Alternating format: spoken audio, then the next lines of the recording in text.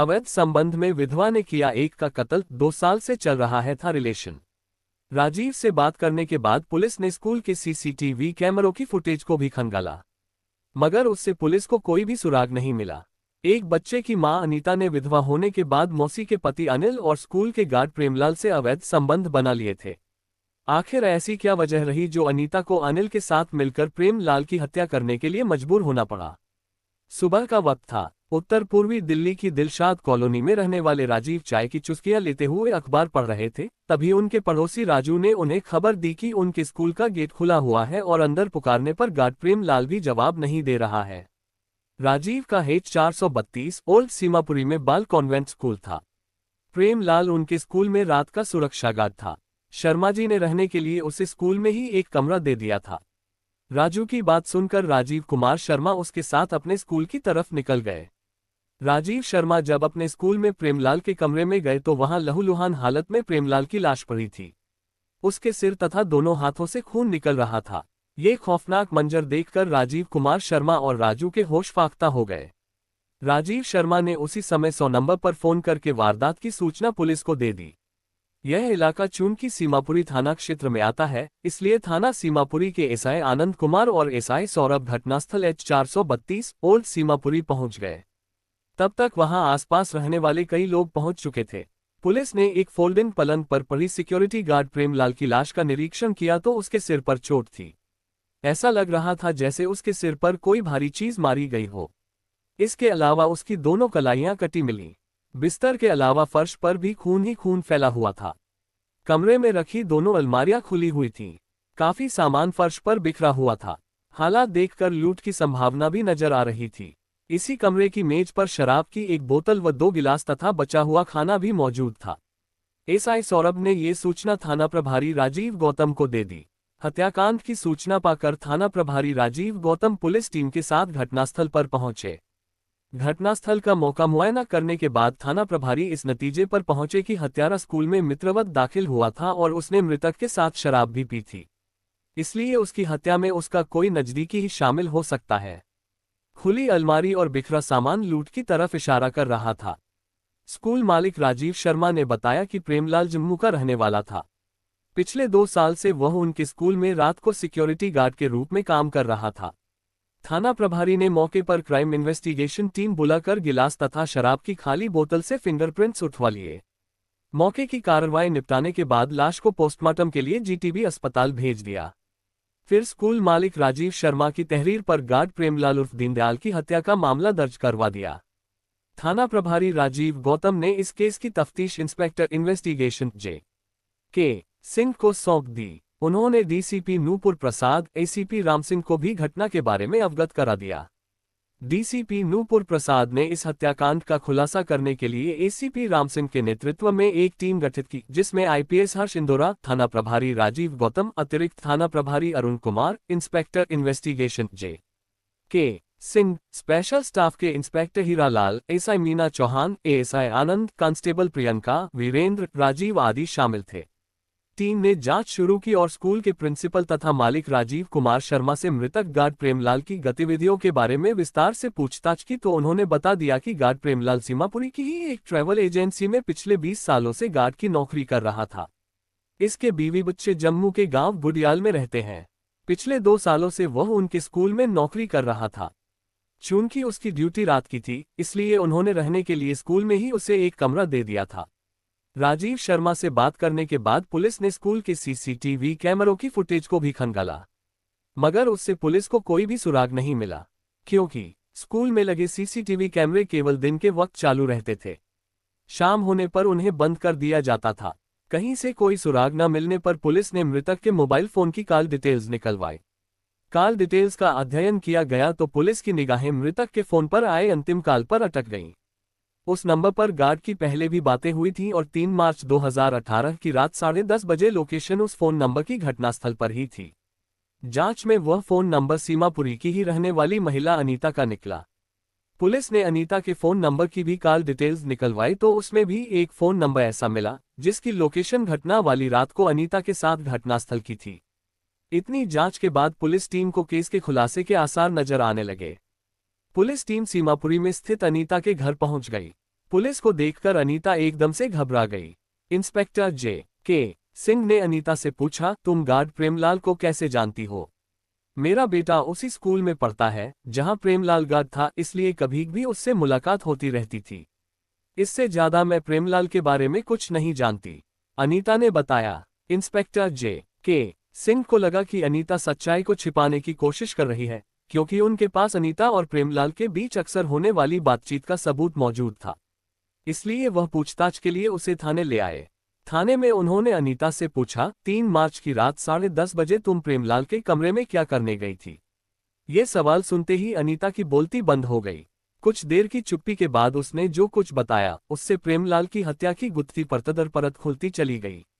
उसने स्वीकार कर लिया कि उसने अपने दूसरे प्रेमी अनिल उर्फ शेरू के साथ मिलकर प्रेमलाल की हत्या की थी। प्रेमलाल की हत्या क्यों की गई, इसे जानने के लिए 2 साल पीछे के घटनाक्रम पर नजर दौड़ानी होगी, जो इस प्रकार है। 40 वर्षीय प्रेमलाल पिछले 20 सालों से पुरानी सीमापुरी में जयवीर ट्रैवल एजेंसी में नौकरी करता था, लेकिन वहां पगार कम होने के कारण उसके घर की आर्थिक जरूरतें पूरी नहीं हो पाती थीं।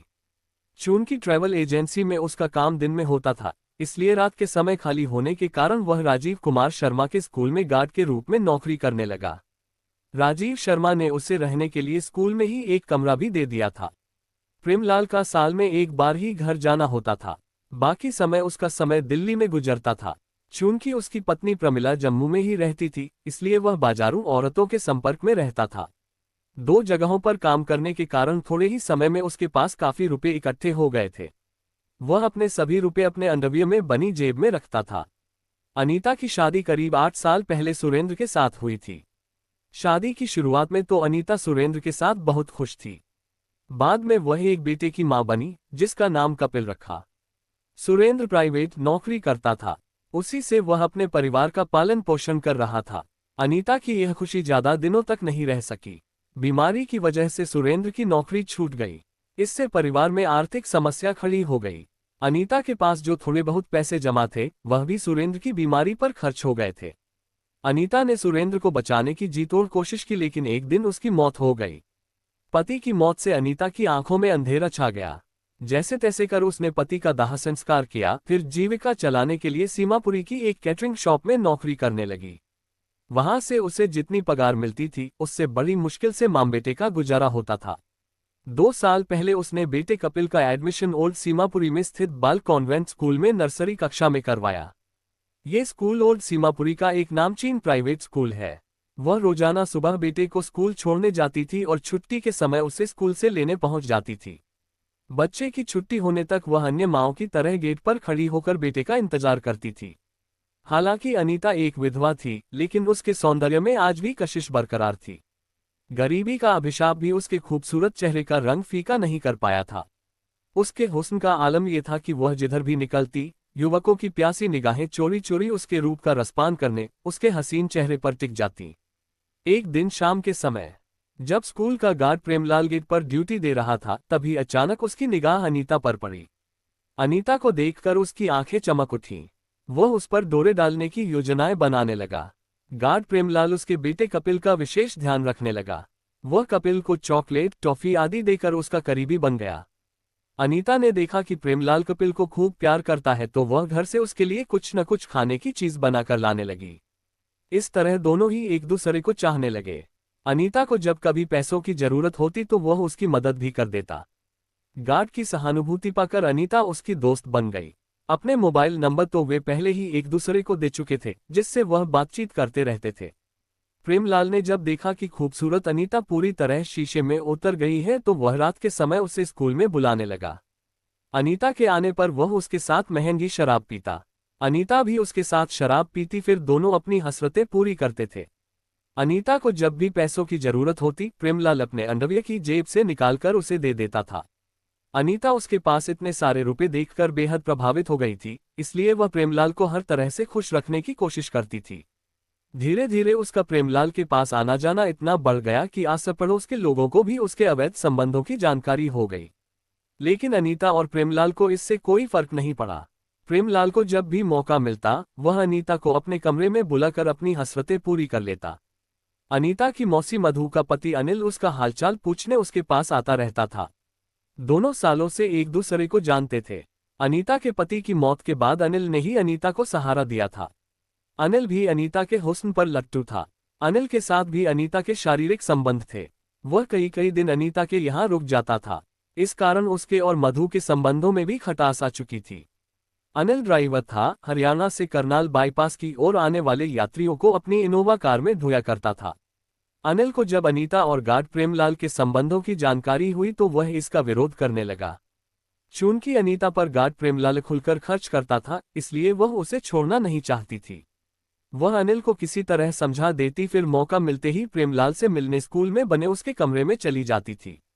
किसी तरह अनिल को ये बात पता चल ही जाती थी, तब उसने अनीता पर प्रेमलाल से रिश्ता तोड़ देने का दबाव बनाया। अनीता के दिमाग में एक शैतानी योजना ने जन्म ले लिया। अनिल की इनोवा कार खराब थी। कार ठीक कराने के लिए उसके पास पैसे तक नहीं थे, इसलिए वह खाली बैठा था। तब अनीता ने अनिल को बताया कि प्रेमलाल के पास काफी रुपए रहते हैं। अगर दोनों मिलकर उसका काम तमाम कर दे तो उसके रुपयों पर आसानी से हाथ साफ किया जा सकता है। अनिल तो प्रेमलाल से पहले से ही खार खाए बैठा था। लालच में वह उसकी हत्या करने के लिए राजी हो गया। अब दोनों अपनी इस योजना को अंजाम देने के लिए अवसर की तलाश में रहने लगे। 3 मार्च 2018 की रात प्रेमलाल का मूड बना तो उसने उसी समय अनीता को फोन कर दिया। इससे पहले उसने विस्की की बोतल और खाना पैक करवा लिया।